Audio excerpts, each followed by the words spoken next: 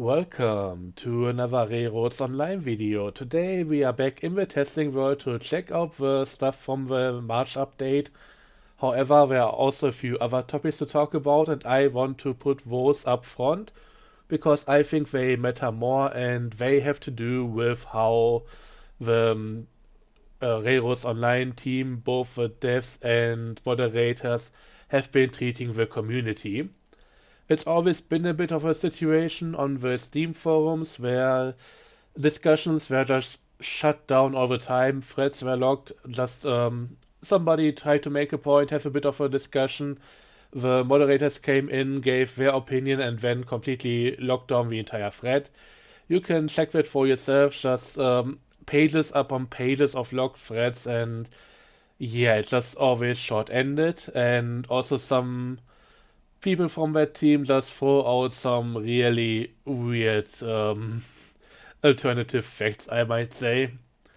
And yeah, this came to a head recently when somebody on YouTube decided to make a few compilations about that. Just have a bit of fun and kind of put a mirror to the people's faces. And they, of course, didn't really like that. However, they had a good laugh, they just shook it off, nothing bad happened, everything is chill. Yeah, no, that's not how it went down. By the way, I'll be linking that video in the description just so that you can have a look for yourselves, and I think context is very important here. But yeah, the team went absolutely ballistic as far as I can tell.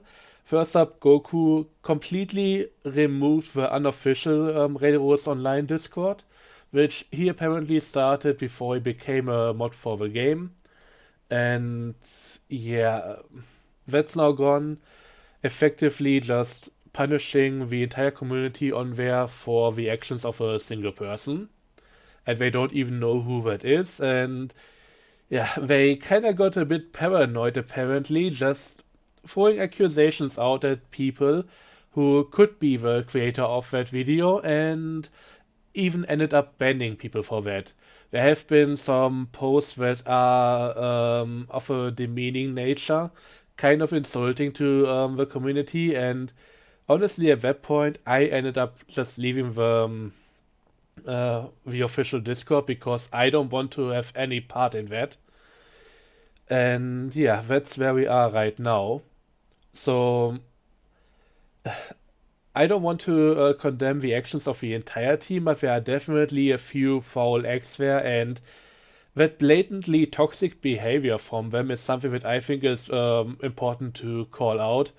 At this point, I don't expect anything to change. I would certainly hope that things get better, but with how it's gone in the past, I sadly don't see it improving anytime soon. They are just gonna continue with their stuff, just deflecting any criticism, and it's a shame. But yeah, this is where I stand. Again, I left the Discord, and you may also now see why, while I still want to remain fair when it comes to evaluating the new content and all of that, I will not be quite as charitable with stuff that I don't like about this. The broken things, the things that don't work, and yeah, I think we should get into some of that next. The new content will be more up to the back end here because honestly, this is nothing really significant. It's pretty apparent that what we got here today is just the side part of the of what should be a much bigger update, but they ended up completely delaying the main parts, which is the map update, maybe additional pieces of the spline update, making things snap together better and in more useful ways. That is all not part of this, it's just a few bug fixes, some very important ones, and a few pieces of content, but also things that are broken right now. I've seen a lot of crashes, especially when you shut down the game, you just get an Unreal 5 crash, and also it seems like pulling certain brakes on some of the cars may be crashing a game. So overall, this is not a version that I can recommend people playing on right now. It's just very unstable. but things like that can happen. Anyways, I think we now should talk about the industry stuff. I had some issues with that in the past, and it seems like the devs have tried fixing it, and kinda just it didn't go all that well. So I think for this a bit of context is important. How it used to work, and I think this is maybe version number 2 of how industry mechanics are supposed to go, or version number 3, whatever. It's definitely not the first iteration, but let's call this version 2. Version 2 of everything used to be that if you have multiple outputs on your industry, there is a set rate at which you will get some of each item for the inputs consumed. For example, with the sawmill, it used to be that for a single log, you would get one beam and one lumber. And the important thing here is that once one of the outputs is fully loaded, the storage is full, like in this case the beams, you would double up the output for the other side. So that means beams are full, now I get twice the lumber, and yeah, that means that I would still get a decent amount for the logs and it wouldn't really waste anything. And yeah, that was version number 2. Version number 3, and I think that's more of a broken thing and not an intentional update. But that is how it used to be before the beta update right now. It will just completely ignore that. One side is full, you still get the same amount of output for the other side, and that means that effectively you are missing out on half the stuff that you should be getting for your supplies. And it got even worse when you take a look at the iron mine. And yeah, before this update, it would always just start producing stuff whenever there was at least one free space in the storage. So that means that despite usually per 2 lumber and 1 beam, you would get 5 units of iron ore. All of a sudden, it would start producing that when there's only 1 space free, and that would in the end potentially waste up to 5 pieces and therefore be very efficient for your inputs. This has been changed, so now I need to empty this out until there's at least 5 empty spaces. And this is definitely for the better. Now it should start producing, and there we go, it's full again. This is how it should be acting, so this is an improvement.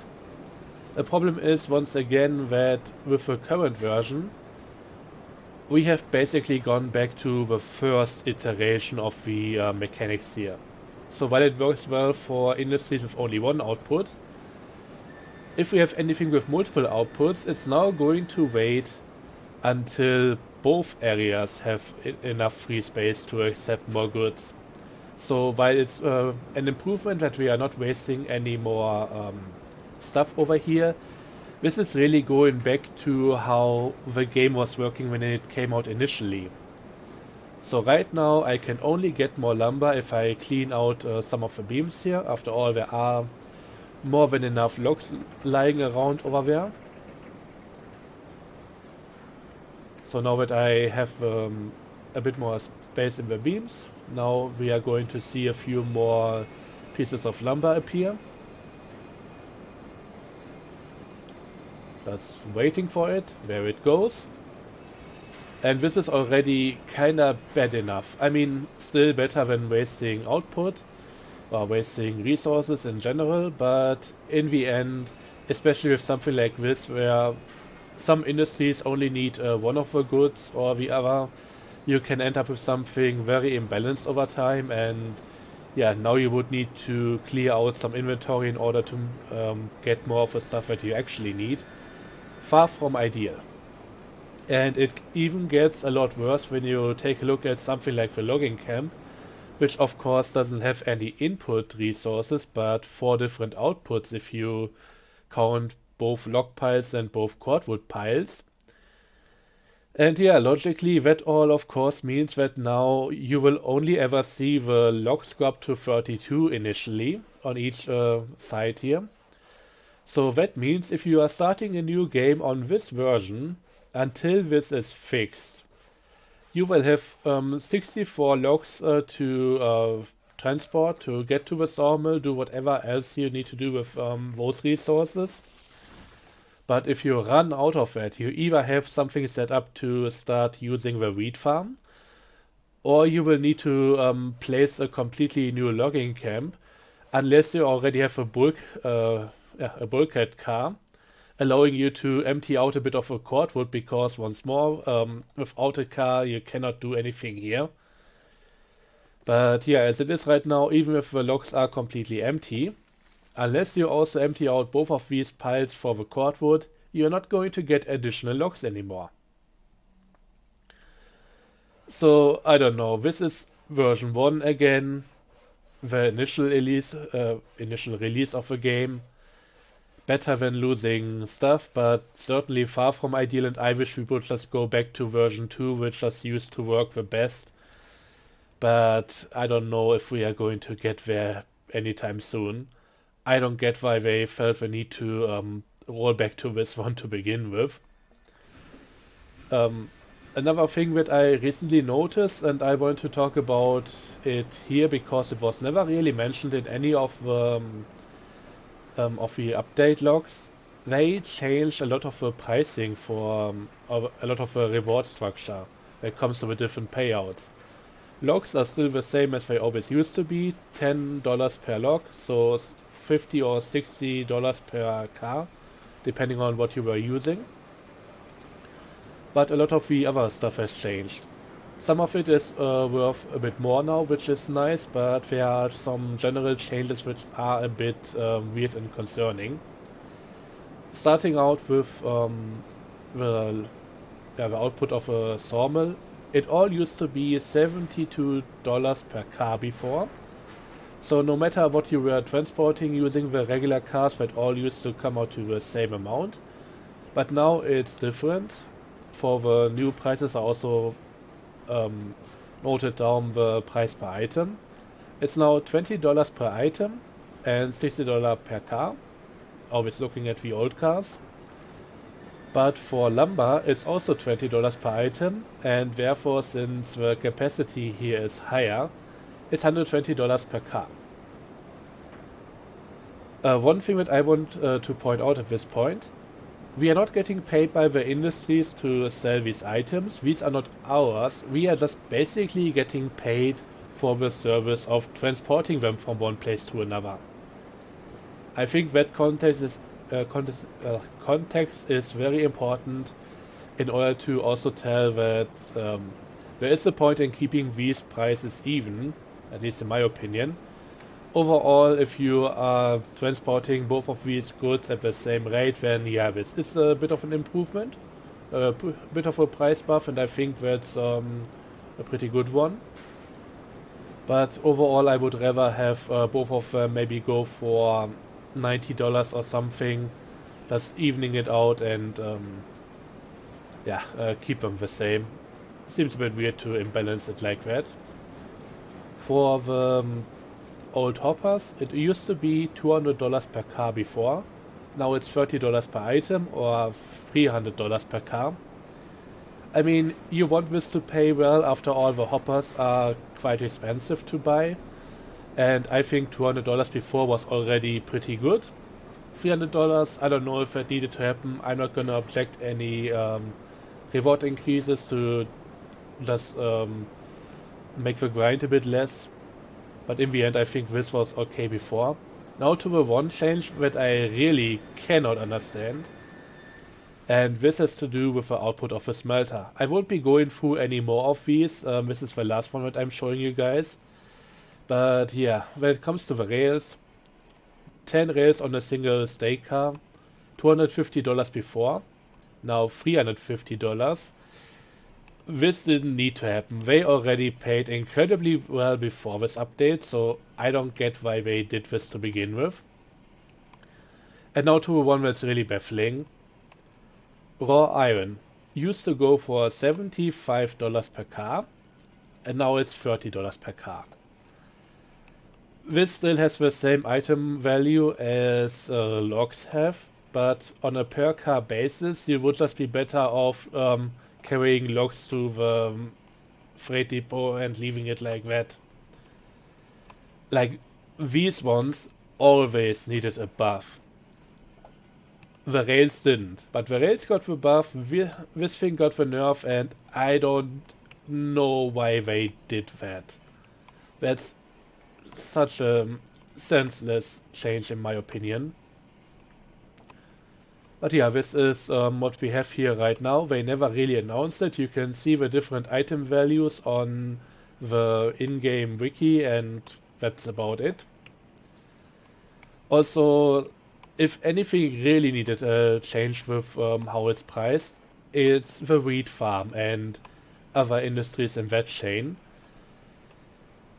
The water, the seed pellets, and the straw from the wheat farm, they all go for $5 an item, so half as much as you have with something like the logs, and it's such a weird and long grind that it doesn't really make sense. It makes little sense to start with these, since a lot of the goods can only be transported with the smaller cars for the longest time. So if you really want to start out with this, you need a lot of drag cars, and they are a bit iffy to fill up. They're just gonna take a lot of time for how small they are. So just a lot of maneuvering back and forth in order to get them all loaded up. And then you're not gonna make a lot of money for it, and it doesn't really make sense for that. And even later in the game, I mean, once you get to the large box car, I think that is a lot better, but still, for the amount of money and time you invest in here, I think the payout should be better. The chain doesn't really fit in too well as both a beginner option and also not for late game, so yeah, just increase the value a bit and then we should be fine. But so much about these things, I just thought it would be worth mentioning, since they kinda did a lot of this without really informing the community about it. So I think it's now time to talk about a few of the new features here. First up, and this is a very important change, the industry is now fully aligned to the world rotation. So if it says 90 degrees down there, it's really 90 degrees to the world rotation. Beforehand, it used to be a fluke. Basically, if I pulled out an industry, a facility, or whatever, the angle down there didn't really do anything. It was always rotated according to the way I was facing. And therefore, despite whatever angle it showed me down there, it always used to be wrong. That's no longer the case. It's now all according to the world grid, which makes a lot of things much more easy to place down, especially when you later want to come along and build a bit of tech right next to it. So alignment is now a lot better than it used to be, and I'm very happy about this change. Also, a lot of things have now gotten the fly mode, similar to what we can do when just placing industries. Sadly, it doesn't apply to all the facilities, only the new engine shed. Everything else you'll still be on the ground for, and it's kind of annoying. So I hope that in the near future the fly mode will also be added to all of the rest of the facilities, especially something like the coal tower, firewood facility, engine shed. Those are so big that you need something for that. It's very easier to place them by looking down on them instead of being on ground level. Okay, so much about that. There's also a new tool in the game which you can only access by pressing the middle mouse button and then going up here in the quick menu. All of these other things, the demolition, re-railing, wood chopping, they all have tools in the construction menu, but this new thing here, it's only available through middle mouse button. And when I say tools, I mean they are available down here, so you can just pick them up through here. You don't have to do it with middle mouse button. So this is easy to overlook, and this is the theodolite or something. I just call it Theodore. So you take one of your Theodores, you put it down, and then once you get to the next one, they are going to kind of connect. They are going to look at each other, and this is going to give you the grade between the two. So if I go up here, we can see from up here there's a downwards grade of 4.4%. It also changes color depending on the type of grading. I don't know exactly when it's gonna change. So 1.5 is fine. It's also a bit slow with updating, so I guess maybe at 3%. Yeah, sometimes the color changes. I have color seeing problems. I'm a bit colorblind, so yeah, I can always tell it. I can tell you guys that it's red now. So if I wanted to go from down there up here, it would be a constant incline of 10.9%. And I can also just add as many of these as I need to. If I leave this menu, they are still going to be here, but not show me the grade anymore. And if I go and try to play some track, then they are going to go back into their display mode, showing me the grades. So this can be pretty useful, I would say, even if you just need them as a bit of a marker for where you want your track to go. I think ultimately it would be a bit more useful if you could also see distance with them. So just horizontal distance could help out with yard layouts, just knowing how long your different sidings would be before laying them out. And vertical distance could also just give you a quick overview of the height difference between the different ones. As it is right now with only grading, I guess it helps a little bit, but I think there's more potential for this tool. So yeah, this is how it all works right now. There doesn't seem to be a way to get rid of all of them at the same time. I think they would go as props. Yep. So this is how you can remove them again. And I think ultimately they should have a button in this menu just to remove all of them, maybe with confirmation. But I guess once your track laying project is done, it would be nice to just remove all of them at once. So that's so much about that. Knuckle couplers have been introduced as well, and honestly, this is the poorest way of handling these imaginable. Ideally, they should be an option that you can choose in the buy menu over here, just saying if you want to go for link and pin couplers or knuckle couplers. And there should always, of course, also be a chat where you can re-equip stuff. So just overhaul your entire rolling stock if you want to, give them a paint job, give them custom text or something. But right now, since edits like that are only available through Railroad Studio, which is a crying shame for this game at this point. Let's be real, having such a basic feature should be in here by now. The only way they saw fit to put knuckle couplers in is by adding them as an option to the gameplay menu. If I go for automatic couplers, everything here will have knuckles. And this is how they look now. Some of them are a bit cursed, and once again I'm not too happy about the entire implementation. They don't seem to be causing any issues, despite especially the greg cars now being much longer between the actual car and the point where it connects to another one. I mean, they didn't even put a pin in here to keep the adapter knuckle here and have it fixed. They also don't seem to spawn in the right side up all the time. I saw it on my play world, and yeah, it's all over the place. It's not amazing. This definitely shows me that the delay for the performance improvements and the map update most likely came from Black Sheep, because honestly, you can look at this and you see that quality assurance isn't really that much of a priority for the core team. Let's be real about that. So yeah, this is the Knuckle update, and I would have rather if they didn't. I think that would have been preferable.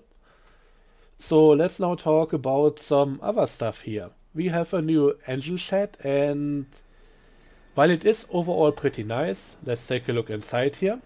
The doors take a while to open because there's the whole beam here that needs to be removed, so from the outside it looks a bit unresponsive. So if I hold to open, I still need to pull towards myself here. Yeah, the animation removing the cross beam is why it's just gonna take a bit of time to open up the entire thing. I think overall inside here it's looking pretty nice. There's a nice wood beam structure for the roof and everything. I still have a few qualms about the entire thing here. First up, why is there gravel in here to begin with? Why does the inside of the engine shed need ballast? Especially the parts over here where you don't even have the tiles going across here. This is such a weird thing. I think this should have just been concrete, and that would be it. Also, the texture here is weirdly stretched out. And when it comes to the maintenance ditches here, which would be a way to access the engine from below. We've already seen in the dev vlog that you cannot go low enough to really go below the engine. You will just have to clip through everything that comes your way, like the pilots. And yeah, I don't know. I'm not too much of a fan of the execution over here. And adding the this trench down here to begin with meant that the entire thing had to be off the ground. Because otherwise you would just have this clip through the ground and you couldn't go down here. But this makes the entire thing pretty awkward to deal with, because this is another one of those buildings, like the other engine sheds. They don't click to, they don't snap to any track or anything. You need to place this first, then you can snap the new turntable to it, and then you can try and attach another, or just put down another engine shed next to it. It works pretty well with your overhead view on the entire situation, but it's absolutely manual. You are not getting any snapping point to make this easier for you. And also means that if I want to implement this thing on my playthrough, I will need to get rid of everything else beforehand, then build the engine shed, put down the turntable, attach it to the entire thing here, and then hope that I can get the rest of the track connected to it. Having the incline as well, because the regular track height is below this, and just hoping that it works out with the distance and angle to make a good connection here. Also, one thing I would like to point out, why the hell are both the rails and the tiles this poorly?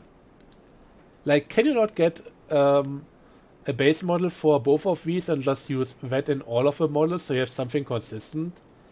This looks very different than what we have on the... Okay, maybe not that much different than what we have on the turntable.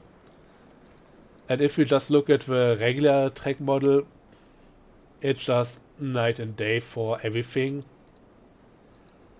If I could even place it down, let's get a bit of a higher piece here. Like, these don't look like they belong in the same game, and this is something that we can find all over the place when looking at different things with track on them. Like, this should really get sorted out. And I also should sort out the deletion here. Another thing I want to really just mention here, since the devs have made such a big point about this turntable being larger than the other ones. The new largest turntable in the game. It's even big enough to turn the Class 125 on. Honestly, that was already possible with turntable number 2, the formerly largest turntable, and this is really just a scaled up version of that. And the thing I really want to point out here, let me just get something attached to both ends.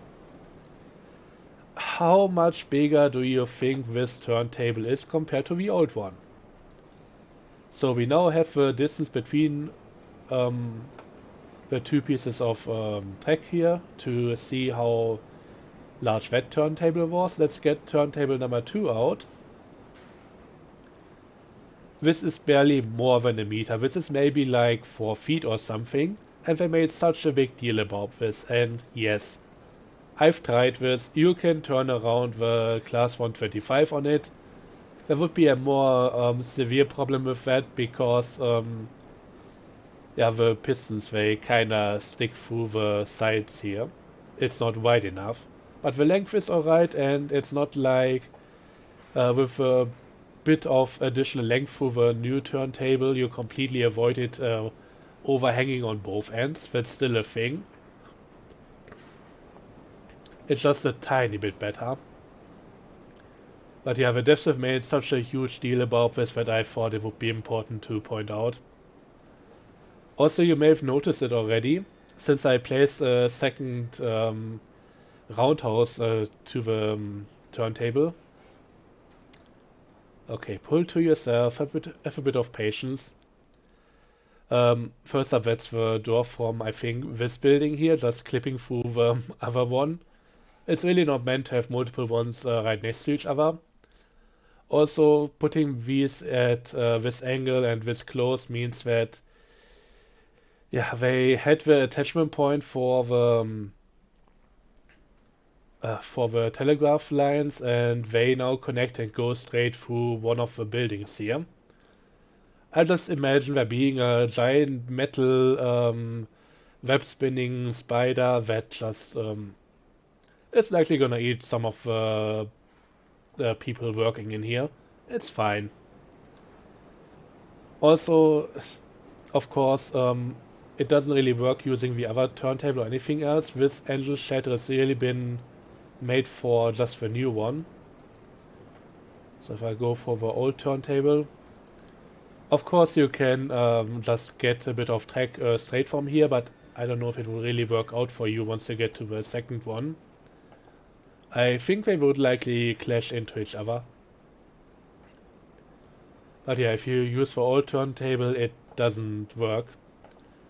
Ideally, what I would have loved to see here would be the option to build the turntable first, then have build whatever turntable you want, and then have the entire engine shed snap to the center of a turntable, so you could choose the direction of it, but it would always center around it. Let me just show you what I mean real quick. So let's say we have an engine shed specifically for small engines. I may need to put this up a bit higher.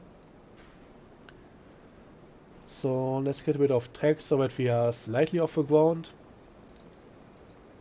So I have... Oops. This entire thing is also still very unresponsive with how it's all working out. But yeah, here we have a bit of track. Slightly wonky. We take the old small turntable.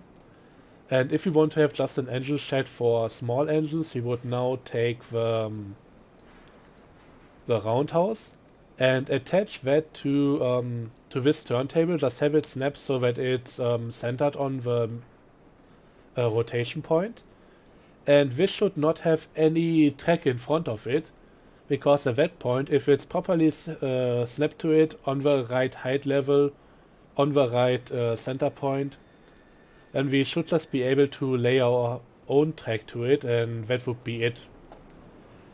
Would make it much more flexible with what we want to do, but then again, we would likely have to ditch the trench over here.